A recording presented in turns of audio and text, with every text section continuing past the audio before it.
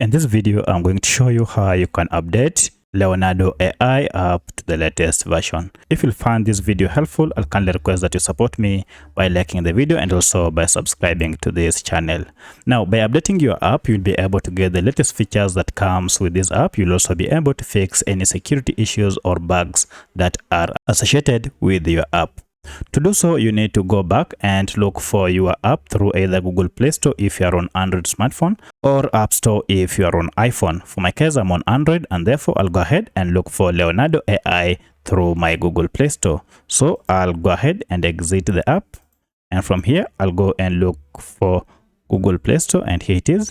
And from the search here, I'll go ahead and look for the app, and you can see we have a suggestion of Leonardo AI here.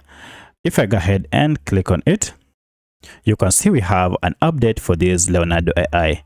So to get the latest version of Leonardo AI, all I need to do is to go ahead and click on update, and then this will proceed and download the latest version of Leonardo AI on my smartphone and then install it. Now, once it has been updated, you can now proceed and open and start using the latest version of Leonardo AI.